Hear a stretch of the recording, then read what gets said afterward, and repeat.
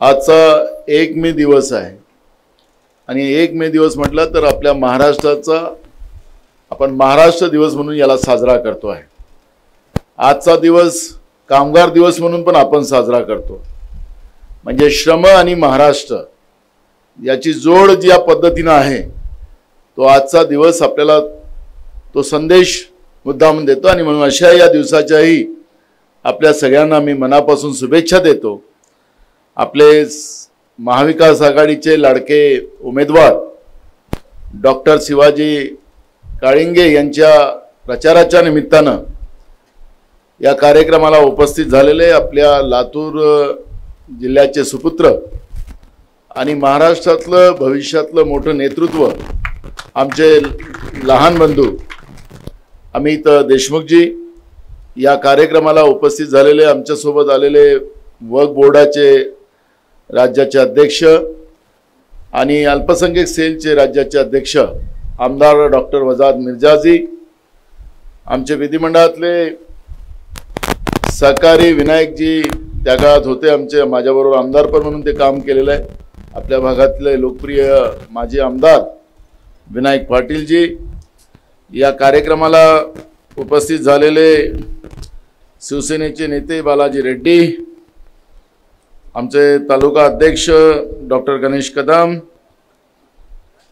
Doctor बोलसाळे, Nilkanth मिरकणे, ज्योती पवारताई, सबाप्पा महाजन या कार्यक्रमाला उपस्थित असले। कारण की मी सगळ्यांचं नाव घेतलं तेवढा वेळ जाईल आणि अजून 2-3 ठिकाणी प्रचाराला जायचं। सगळं आदरणीय मंच राष्ट्रवादी, शिवसेना, काँग्रेस, कम्युनिस्ट अशा या विविध पक्षांनी या महाविकास आघाडीचं आणि इंडिया आघाडीची जी निर्मिती झाली ते सगळे पदाधिकारी मोठ्या संख्येने उपस्थित झालेले आमचे वडीलधारी मंडळी, आमचे युवक मित्र आणि माता बहिणी,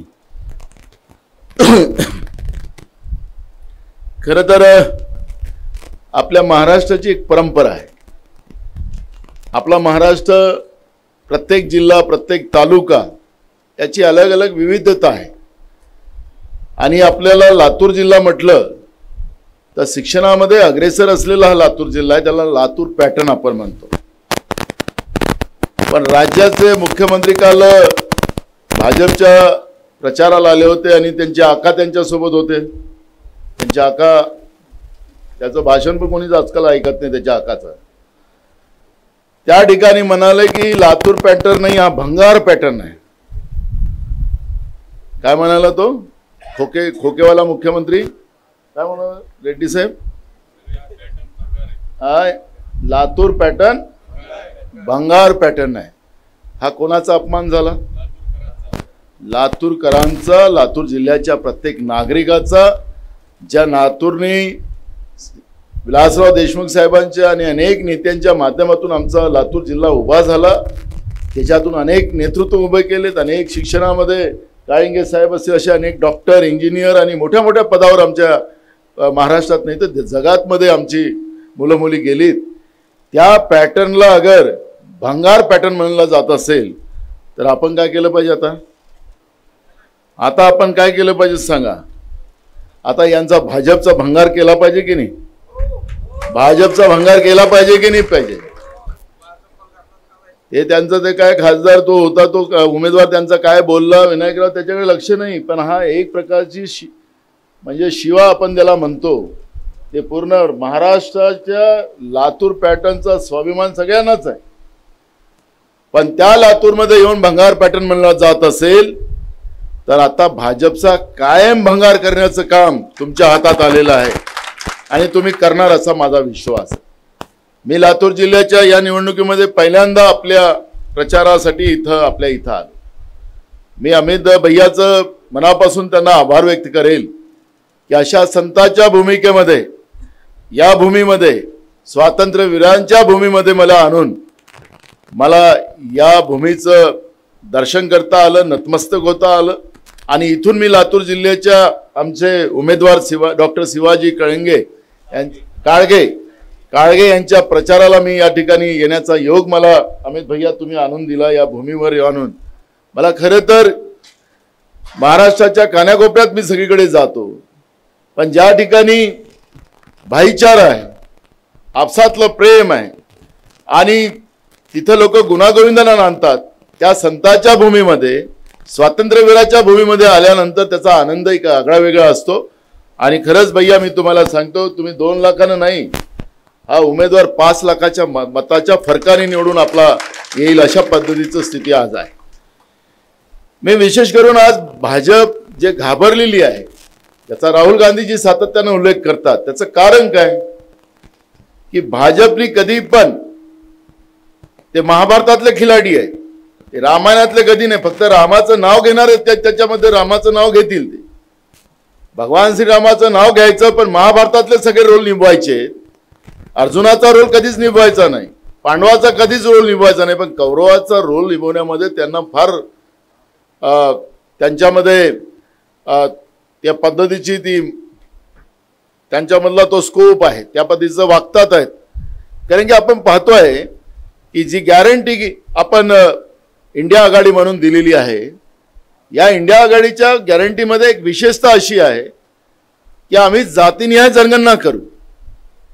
जो ओबीसी मराठावाद आपला निर्माण करण्याचं पाप या लोकांनी केलं, आम्ही एकमेकाच्या बांधाला बांध लागू नये, आमच्या घरं लागू नये, आम्ही भाऊबंदकीने वागत होतो, त्या ठिकाणी या लोकांनी आमच्यामध्ये वाद निर्माण करून ओबीसी मराठावाद केला. 2014 मध्ये याच फडणवीसने सांगितलं होतं की केंद्रात आणि राज्यात आमचं सरकार द्या, मी मराठ्यांना आरक्षण देतो, मी धनगरांना आरक्षण देतो, हे सांगितलं बोंबीच्या डेंडापासून या फसवणीसनं.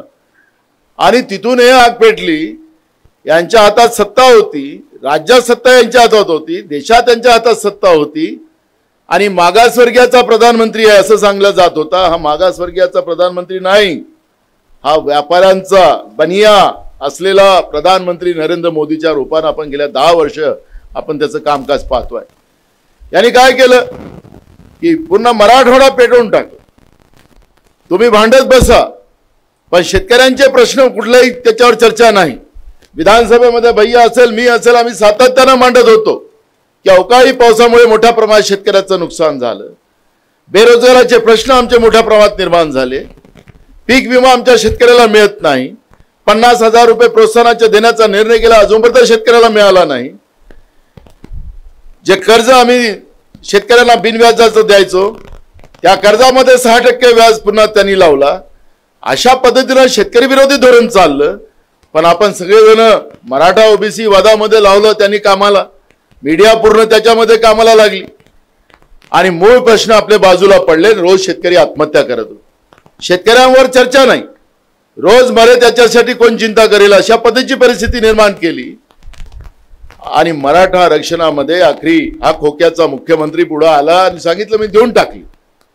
सर्रास मराठा समाजाची फसवणूक केली. मी तुम्हाला सांगतो की जातीनिहाय जनगणनेचा जो गॅरंटीमध्ये दिलेला आहे, याच्यामध्ये आम्ही सगळ्यांना न्याय देण्याची भूमिका आहे. आपल्या देशामध्ये 1931 पर्यंत जातीनिहाय जनगणना झाली, त्याच्यानंतर जातीनिहाय जनगणना झाली नाही. फक्त शेड्यूल कास्ट आणि शेड्यूल ट्राईब या 2च जातीची जातीनिहाय जनगणना झाली. त्याच्यामुळे कोणाला राहायला घर आहे की नाही, खायला अन्न आहे की नाही, सामाजिक, शैक्षणिक आणि आर्थिक हा आढावाच आपल्याजवळ नाही. आणि म्हणून राहुल गांधीजी कन्याकुमारी ते काश्मीर पदयात्रा केली, मणिपूर पासून तर मुंबईपर्यंत त्यांनी यात्रा केली आणि देशातल्या लोकांच्या भावना त्यांनी समजल्या आणि त्यांना सांगितलं की त्यांना जिथपर्यंत आपल्याला कोणाला राहायला घर आहे की नाही, खायला अन्न आहे की नाही, त्याच्या मुलं शिकायला व्यवस्था आहे की नाही, शिकले तर नोकरी आहे की नाही, काय परिस्थिती आहे, जिथपर्यंत आमच्याजवळ याचा पूर्ण रिपोर्ट नसेल तिथपर्यंत आपल्याला देशाच्या लोकांना न्याय देता येणार नाही. आणि म्हणून ही जातीनिहाय जनगणना भूमिका ज्या ठिकाणी मांडली, तिथूनच या भाजपच्या पायाखालची पूर्ण वाळूच नाही जमीनच सरकली. जे मोहन भागवत कधीच निवडणुकीच्या काळात बोलत नव्हते ते बोलायला लागले की आम्ही आरक्षण काढणार नाही. याच मोहन भागवतने बिहारच्या निवडणुकीमध्ये सांगितलं की आमचं सरकार आलं तर आम्ही आरक्षण संपवू. याच मोहन भागवतनी सांगितलं राजस्थानच्या निवडणुकीमध्ये की आमचं सरकार आलं तर आम्ही आरक्षण संपवू. हे आरक्षण विरोधी लोक आहेत. शेतकरी विरोधी जसं आहे तसं आरक्षण विरोधी आहेत. आणि मग नरेंद्र मोदीने त्याचा उच्चांक वेगळा गाठला. त्यांनी एक इंटरव्यू दिला एका चॅनलला. त्यांनी सांगितलं की ये तो ट्रेलर था 10 साल का, अब तो सिनेमा बाकी है. आता ट्रेलर मध्ये काय केलं या नरेंद्र मोदीने? पूर्ण देशाच्या सार्वजनिक उपक्रम समिती रेल्वे सुद्धा विकलं. रेल्वे आपली नाही भैया. आता आपल्याला अदानीपासून आपलं सरकार इंडिया आघाडी चाललं की पहिले हिसकावून घ्यावं लागेल आपली रेल्वे, तेव्हा आपलं हे बनेल. तुम्ही जे मग सांगितलं ते सगळ्या देशातल्या संपत्त्या विकल्या, देश कर्जबाजारी केला. डॉक्टर बाबासाहेब आंबेडकरांचं आर्थिक धोरण बदलवून, बाबासाहेब आंबेडकरांचं आर्थिक धोरण असं होतं की मोठ्यांकडून पैसे घ्या आणि शेवटच्या माणसापर्यंत पोहोचवा. काँग्रेसनी 60 वर्षात काय केलं हा प्रश्न विचारतात. त्यांचं उत्तर असं सांगायला पाहिजे की ज्या वेळेस आपल्या देशाला स्वातंत्र्य मिळालं, इथं वयोवृद्ध लोक आहेत ज्यांना स्वातंत्र्याचं त्या काळ पाहिलेलं आहे तुम्ही लोकांनी, त्यावेळेस ज्यावेळेस स्वातंत्र्य आपल्या देशाला मिळालं काँग्रेसच्या चळवळीमुळे, काँग्रेसच्या बलिदानानं, त्यानंतर आपल्याजवळ साधी मिलिटरी नव्हती. देशामध्ये फक्त 50 गावात लाईट होती, साधे रस्ते नव्हते, पिण्याचं पाणी नव्हतं, शाळा नव्हत्या, कॉलेज नव्हते, डॉक्टर करायचे कॉलेजेस नव्हते, इंजिनियर करायचे कॉलेजेस नव्हते. हे बाबासाहेब आंबेडकरांच्या आर्थिक धोरणाने आपण शेवटच्या माणसापर्यंत न्याय काँग्रेसने गेल्या 60 वर्षात पोहोचवलं. पण या लोकांनी काँग्रेसवर, गांधी परिवारावर, नेहरू परिवारावर टीका करून तुमच्या आमची डोके भडकवली आणि त्या भडकवण्याच्या माध्यमातून खोटं स्वप्न दाखवून 2014 मध्ये सत्ता घेतली. पुलवामा मध्ये 2019 मध्ये आमच्या सैनिकांना शहीद केलं. याच नरेंद्र मोदींनी सांगितलं की मी याच्यावर सीबीआयची चौकशी लावतो. त्यावेळी टीव्ही आणि पेपरमध्ये बातम्या होत्या की नागपूरमधून ही बारूद गेली. पण सीबीआयच्या चौकशीचा अजूनही अहवाल आला नाही. कुठे गेली 56 इंची? विचारलं पाहिजे भाजपवाले गावात आल्यानंतर. सैनिक जे होते ते कोणाचे पोर होते? आपले पोर होते, शेतकऱ्यांचे होते, शेतमजुरांचे पोर होते. आणि तुम्हाला एक गोष्ट सांगतो, गुजरातमध्ये तर मिलिटरीमध्येच जात नाही लोक. त्यांना काय कळणार देशभावना? आणि मग या माध्यमातून त्यांनी 2019 मध्ये पुन्हा सत्तेत आलेत आणि सत्तेमध्ये येऊन पुन्हा देश विकणं आणि डॉक्टर बाबासाहेब आंबेडकरचं आर्थिक धोरण बदलून जे जीएसटी आणला, या जीएसटीच्या माध्यमातून तुम्हा आम्हाला लुटलं आणि कोणाच्या घरी पैसे पाठवले? अदानी अंबानीच्या घरी पाठवले. आणि तेच अदानी अंबानीचे पैसे घेऊन आज त्यांचा जलवा असा आहे की ते काही सांगणार होते. आता म्हणजे गेल्या जन्मातले हे महाराज राजेच असतील, हे अशा पद्धतीचं त्यांचा तोर आहे भाजपवाल्यांचा. एवढ्या भर उन्हामध्ये जॅकेटच घालून फिरतात ते लोक. म्हणजे अमित दादा, मी खरंच भैया, मी तुम्हाला सांगा, मला कळतच नाही. हाला आपण हे साधं घरी याला गरमीचान होत नाही. यावर्षी तो टेम्परेचर अजून जास्त आहे, पण ते जॅकेट कसं घालतात तेच अजूनपर्यंत मला कळलं नाही. म्हणजे सांगायचं तात्पर्य की यांना एवढी सत्याचा माज आलेला आहे. मग या नरेंद्र मोदीला तर मी काल पण बोललो. काल उद्धव साहेब होते, मी होतो, शरद पवार साहेब होते. आमचं पुणे आणि बारामतीच्या मध्ये एक कारंजला एक सभा झाली. माझा सवाल असा आहे की या मोदीला महाराष्ट्रामध्ये येऊन मत मागण्याचा अधिकार काय? म्हणजे गुजरातचा कांदा निर्यात करायची परवानगी आहे. महाराष्ट्रातले सगळे उद्योग गुजरातमध्ये घेऊन गेले. म्हणजे तिथला शेतकरी आहे, हे देशाचे प्रधानमंत्री आहे की गुजरातचा प्रधानमंत्री आहे हेच कळायला कारण नाही. मग महाराष्ट्रामध्ये येऊन महाराष्ट्राच्या शेतकऱ्यांचे मतं, महाराष्ट्राच्या तरुणांचे मतं, महिलांचे मतं मागण्याचा अधिकार या नरेंद्र मोदीला कशासाठी आहे? आणि तो येत असेल, नरेंद्र मोदी म्हणजे ते प्रधानमंत्री, हे पोलीसवाल्यांचं तर फार वाईट परिस्थिती असते. आता आपल्या सभेत त्यांना बरं आहे, तिकडे तर काही सांगाच नको. वरतं हेलिकॉप्टरने यायचं असेल तर 100 किलोमीटर एराफेरा, त्यातून कोणी हेलिकॉप्टर पण जाऊ शकत नाही. आणि तुम्हाला जाऊ, आपण विरोधी पक्षाचे लोक तर त्याला अजिबात तिकडे जाता येणार नाही. राष्ट्रपतीचा नियम असा आहे, मी तुम्हाला माहितीसाठी सांगतो, आपल्या देशातलं सर्वोच्च पद आहे ते राष्ट्रपती पद. त्यांना यांची व्हॅल्यू नाही आहे. पाहिलं ना आपण परवा आदिवासी महिला आमच्या राष्ट्रपती आहे. लालकृष्ण अडवाणी साहेबांना भारतरत्न पुरस्कार देण्यात आला. त्या बिचाऱ्या उभ्या आहेत आणि नरेंद्र मोदी त्या लालकृष्ण अडवाणीच्या बाजू बसलेले आहेत आणि ते उभे आहेत आपल्या बिचारा राष्ट्रपती. हा त्या पदाचा त्या गरिमेचा अपमान केला. कारण की त्या आदिवासी महिला आहेत, आपली किंमतच नाही त्यांच्याजवळ. त्यांचं एक वेगळं लेवल आहे. लेवलच असं आहे भैया, ते एक लेवल वेगळं आहे. ते आपल्या लोकांची किंमतच नाही. आपल्या शेतकऱ्याच्या घामाचा वास सहन होत नाही त्यांना. जसं मगाशी विनायकराव सांगत होते, विनायकराव फक्त त्यांनी ते तसं नाही केलं, इंग्रजापेक्षा वाईट परिस्थिती केली. ही मागणी काय होती MSPचा. सांगत होतो की आज जी काही परिस्थिती आपल्या देशात निर्माण करून ठेवली, म्हणजे आपला कांदा निर्यात नाही, त्यांचा गुजरातचा कांदा निर्यात होणार, आपल्या शेतकऱ्यांना भाव मिळाला नाही पाहिजे याची ते काळजी घेतात. आणि या पद्धतीची जेव्हा परिस्थिती निर्माण झाली आणि GSTच्या माध्यमातून आपल्याला लुटलं जात असेल, आपण सरकार कशासाठी बनतो? लोकांनी लोकांसाठी करायचं राज्य. सरकार काही व्यापारी नसतं. मी साध्या आणि सरळ भाषेत सांगतो, सरकारचं काम असतं आपल्या लोकांना देणं. शेतकऱ्याला दिलं पाहिजे, तरुणांना दिलं पाहिजे, महिलांना दिलं पाहिजे, सगळ्या स्तरातल्या लोकांना न्याय दिला पाहिजे, ही भूमिका आहे. ते यांनी काय म्हटलं नरेंद्र मोदींनी की काँग्रेसनं ही जातीनिहाय जनगणना करते, तुमचं आर्थिक सर्वेक्षण करताय, म्हणजे तुमचं मंगळसूत्र या मुसलमानांना देणार आहे असं तो सांग. त्याला या सोशल मीडियामध्ये तरुण पिढीने इतकं ठोकलं त्याला की त्याच्यापासून तो मंगळसूत्र विसरलं.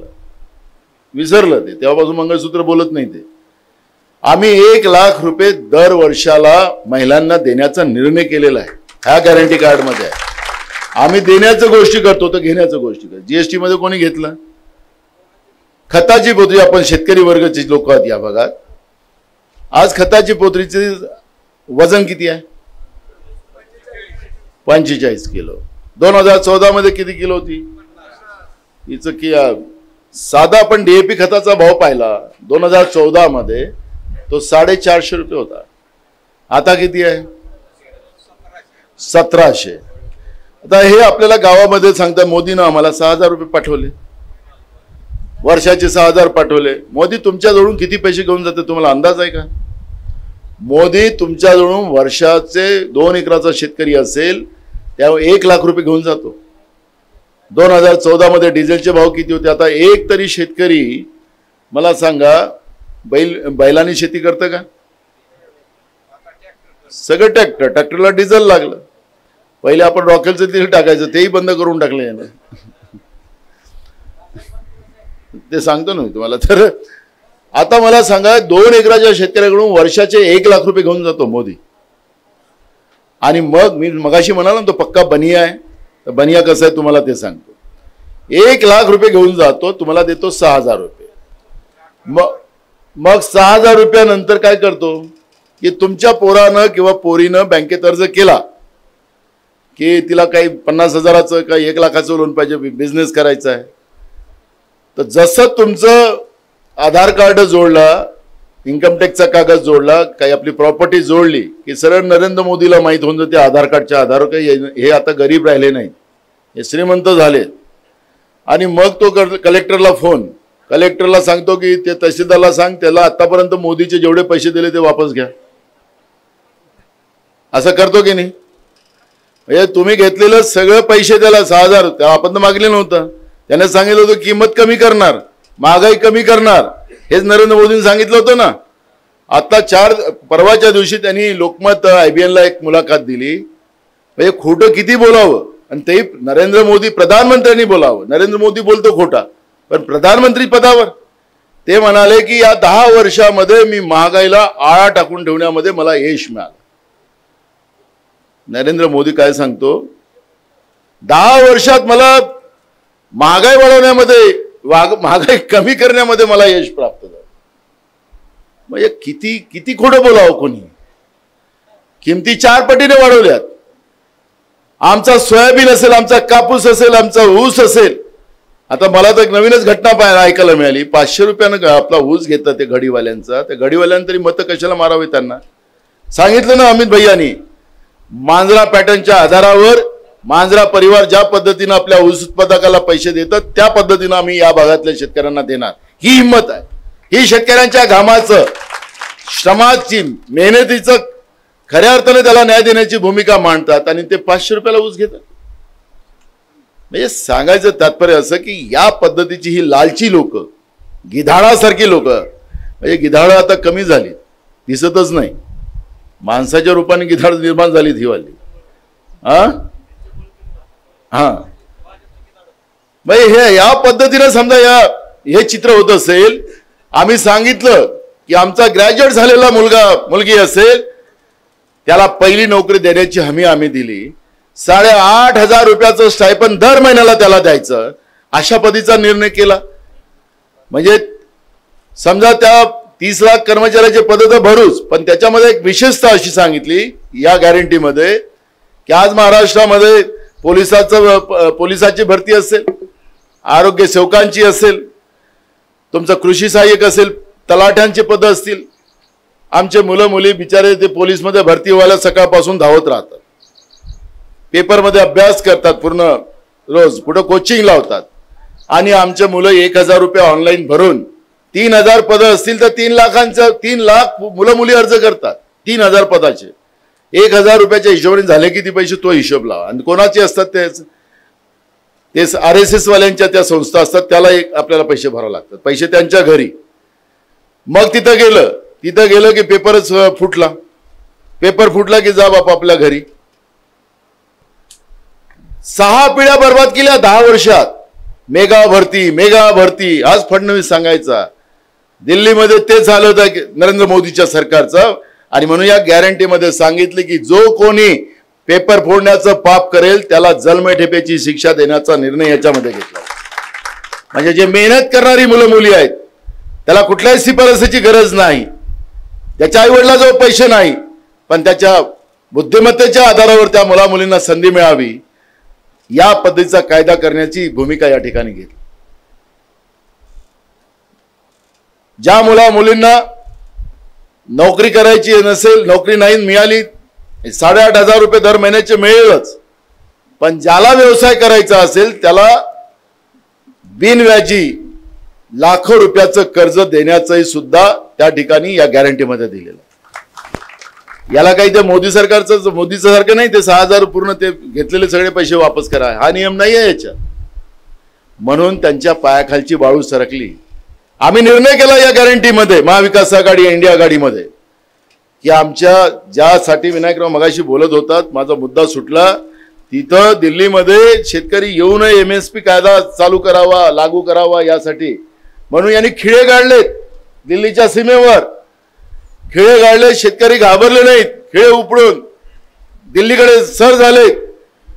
ज्याप्रमाणे इंग्रज करायचेत ना, गोळ्या मारायच्या, तशा पद्धतीचं शेतकऱ्यांना गोळ्या झाडल्यात, शेतकऱ्याला मारलं. कशासाठी? MSPचा कायदा केला पाहिजे. नरेंद्र मोदी तुम्ही सांगितलं होतं स्वामीनाथन समितीची शिफारस आम्ही लागू करू, त्याच्यामध्ये MSPचा कायदा लागू करू. राहुल गांधी त्या मोर्चाला गेले, शेतकऱ्यांच्या समोर सांगितलं की आमचं सरकार आलं तर आम्ही MSPचा कायदा लागू करू, 1.5 पट भाव शेतकऱ्यांच्या शेतीच्या मालाला देण्याची हमी या गॅरंटीमध्ये.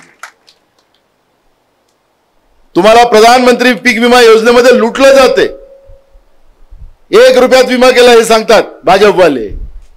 अहो, तुमचा GSTचा पैसा सरकारच्या तिजोरीत गेला, त्याचे 3,500 रुपये काढून, 3,500 कोटी रुपये काढून यांनी या नरेंद्र मोदीचे जे मित्र आहेत, ज्यांच्या या विमा कंपन्या आहेत, त्यांना दिलं.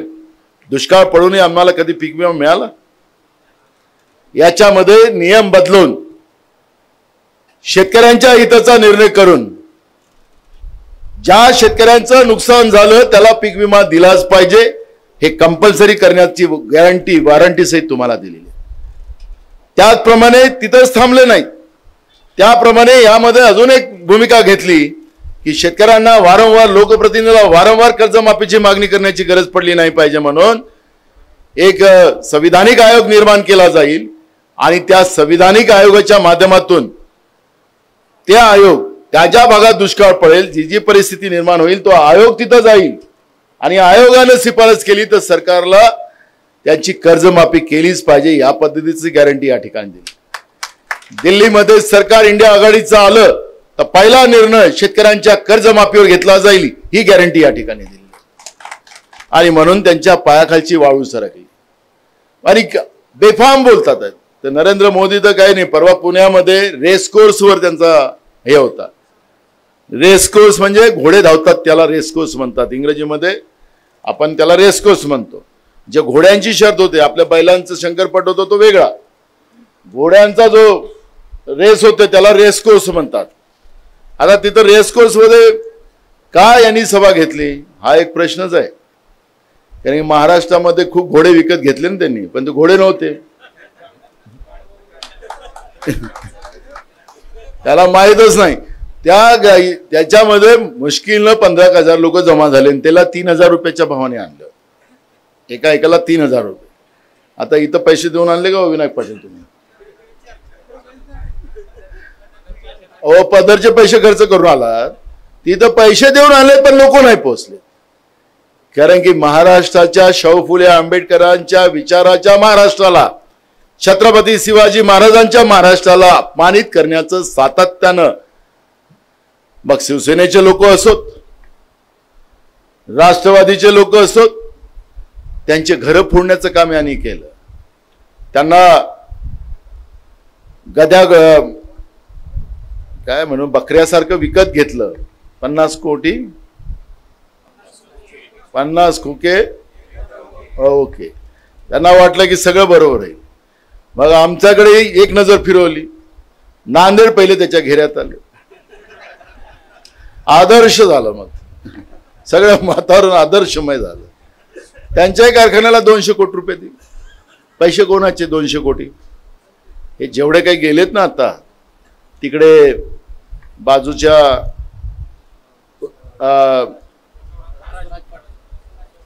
उस्मानाबाद मधून तिथून एक गेलेत आमचे, त्याच्याही कारखान्याला पैसे. आखरी पैसे कुठले? काय फडणवीसने काय एकनाथ शिंदेने आपल्या घरून दिले? तुमचे पैसे जीएसटी मधून गेलेले. इकडे त्यांना महागाईच वाढवायची आहे ना, पैसे कोणाच्या खिशातून काढायचे? तुमच्याच खिशातून ना. मग हे घोडे होते की गधे होते? आमचे 2 घेतले त्याच्यात ते.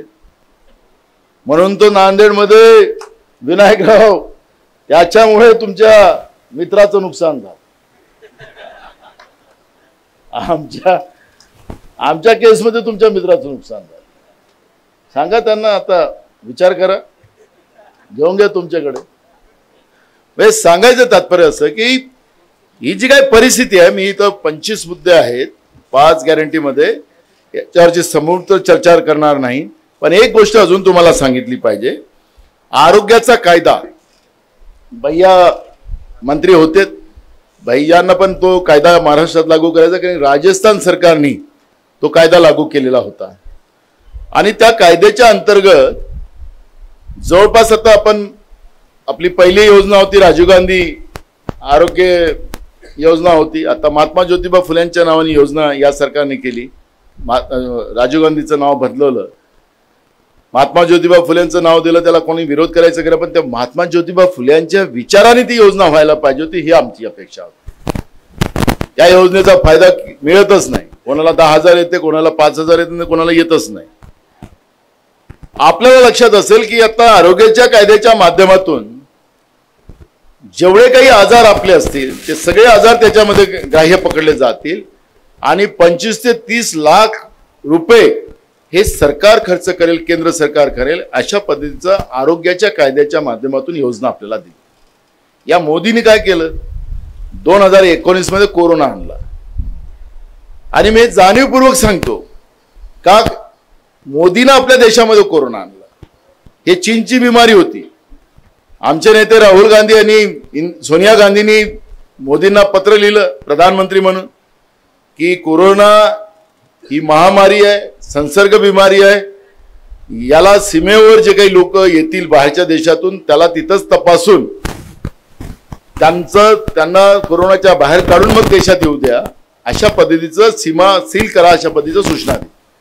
हेच भाजपवाले सोनिया गांधी आणि राहुल गांधींना म्हणायचे आमच्या देशात कोणालाच कोरोना होत नाही, तुम्हाला होत असेल तर तुम्ही देश सोडून जा, हे टिंगल करत होते सोनिया गांधी आणि राहुल गांधींची. कोरोना आला आपल्या देशात. कोरोनामध्ये किती लोक आपल्यातली गेलीत, काही वाचली तर त्यांना किती पैसे खर्च केलेत ते आपल्याला सगळ्यांना ते आपल्यासाठी एक भयानक स्वप्न आहे. कोरोनाचं आजही नाव घातलं तरी आपल्याला भीती निर्माण होते. मग आपल्या जगामध्ये ही सगळी बिमारी फैलल्यानंतर सगळ्या जगाच्या लोकांनी निर्णय केला की काहीतरी याला आता बंधन केलं पाहिजे, काही लस काढली पाहिजे.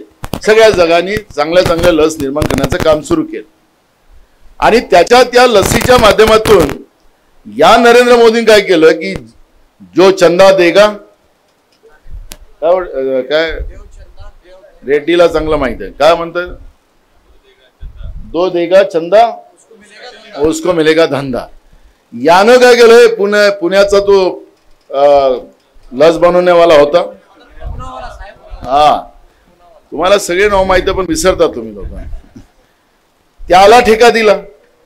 जे मगाशी तुम्ही म्हणालात ना निवडणूक चंदा म्हणजे निवडणूक त्यांना फंड मिळाला, त्याच्यामध्ये त्याचं नाव आहे. त्याच्याकडून त्यांनी पैसे घेतले आणि ते लस आपल्याला टोचली. या लसीचा परिणाम काय झाला तुम्हाला अजूनही कळलं नसेल, मला माहिती नाही, कळलंही असेल. जवान पोरी आता अटॅकनी मरतात. जो तंबाखू खात नाही, बिडी पेत नाही, काहीच करत नाही, त्याला कॅन्सर झाला, दम्याचा त्रास सुरू झाला, हातपाय दुखतात आजकाल. या कोरोनाचं जे इंजेक्शन दिलं आपल्याला, हा माझा आरोप नाही, वस्तुस्थिती आहे. एका श्रीमंत घरातले 3 मुलं मुली, तरुण मुलं मुली मरण पावले. मेल्यानंतर त्याला असं वाटलं की असं आमच्या घरात तर कुठली अशी हिस्ट्री नाही, म्हणून त्यांनी पोस्टमॉर्टम करून घेतले. पोस्टमॉर्टम मध्ये तो रिपोर्ट आला, त्या रिपोर्टच्या आधारावर हे सिद्ध झालं की जी लस दिली गेली त्या लसचा परिणाम सुरू झाला. म्हणून ते गेले सुप्रीम कोर्टामध्ये. सुप्रीम कोर्टाने नरेंद्र मोदीच्या सरकारला नोटीस दिलं की बाबा हा असं असं आलेलं आहे, तुमचं म्हणणं काय. नरेंद्र मोदीने उत्तर दिलं की आमचा काही संबंध नाही, त्या कंपनीचा संबंध आहे. आता तुम्हाला जर लस दिल्यानंतर फोटो कोणाचा आला, मग आता तू घेतला ना आपला फोटो लावला तर घे ना, संडासाला फोटो लावतो तो. फोटो लावण्यात तर काही त्याला काही बंधनच नाही घ्यायचे, कुठेही फोटो लावतात. ग्रामपंचायत मध्ये आपण पाहिलं त्या कुठल्या समाध्या लावल्यात त्याला लाखो रुपये खर्च केले, तिथेही आपलं नाव लिहिलं. कुत्रा रोज जाऊन तिकडे पूजा करतो आहे ना. त्या आपल्या गावच्या स्वातंत्र्यवीराचं नाव पण त्याच्यात लिहिलं, पण त्याच्यामध्ये एक प्रकारचा तो अपमान आहे. मग करायचं होतं तेवढं व्यवस्थित बांधायला पाहिजे ना. ग्रामपंचायत मध्ये मनरेगामध्ये जे पैसे येतात त्या पैशातून त्यांनी ते बांधून घेतले. म्हणजे कुठं पण म्हणजे जिथं पाहिजे तिथं त्याचं नाव पाहिजे. असा प्रधानमंत्री कधीच नाही पाहिला हो. पाहिला का कधी असा प्रधानमंत्री. इंदिरा गांधीनं तर हरित क्रांती या देशात आणली, श्वेत क्रांती आणली. आम्ही अमेरिकेतले जे डुकरं खायला मिलो खात होतो, इंदिरा गांधी केलं. कधी इंदिरा गांधीने अशी फोटोबाजी नाही केली. पण 10 वर्षात काही न करता तुम्हा आम्हाला लुटल्याशिवाय, या देशाला विकल्याशिवाय दुसरं काही नाही केलं. आणि मुठभर लोकांना उद्योगपती बनवून तुम्हा आम्हाला आर्थिक कमजोर करून, तुमच्या गावातल्या जिल्हा परिषद शाळा बंद करून तुम्हाला गुलाम बनवण्याचं पाप ज्या लोकांनी केलं त्याला आता निपटवण्याचं आपल्याला अधिकार आलेला आहे. आणि म्हणून मी तुम्हाला सांगतो की महाराष्ट्रातलं चित्र असं आहे. महाराष्ट्रातल्या सगळ्या भागात मी दौऱ्यात जातो. महाराष्ट्रामध्ये 48च्या 48 जागा महाविकास आघाडी जिंकेल अशा पद्धतीचं चित्र आज महाराष्ट्रात आहे. लोकांनी निवडणूक हातात घेतलेली आहे. भाजपचं ऐकायला तयार नाही लोक. हे यांचे लोक घरात बसले. तुम्हाला तर भाजपला फिरताना इकडे दिसत नाही. मला तर मगाशी आपले उमेदवार भावी खासदारच, आता त्याला शिक्कामोर्तब 4 तारखेला होईल, आता त्याने म्हणाला की मागचा खासदार इकडे फिरायलाच आला नाही, साधा भेटला पण कोणाला नाही. आपला लोकप्रतिनिधी आपल्या सुखदुःखात सामील होत नसेल तर त्या लोकप्रतिनिधीचं काय काम आहे. त्याला फक्त कॉन्ट्रॅक्टर व्हायचं, पैसे कमवायचे, तेवढंच काम आहे ना. तर त्याला आता म्हणा ठीक कॉन्ट्रॅक्टरच कर. आपलं सरकार आलं की त्याचं सगळं काढून टाकू आपण. काम न करता पैसे घेतात. नांदेडमध्ये विनायकराव, मी नांदेड ते पूर्णा रस्त्यावर गेलो. म्हणजे काय मला म्हणजे फार वाईट वाटलं. मोठा लांब रस्ता आहे, तिकडे मला सभा होती, त्याच रस्त्याने जावं लागलं. पूर्ण खोदलेला रस्ता, 120 कोटी रुपयाचा रस्ता.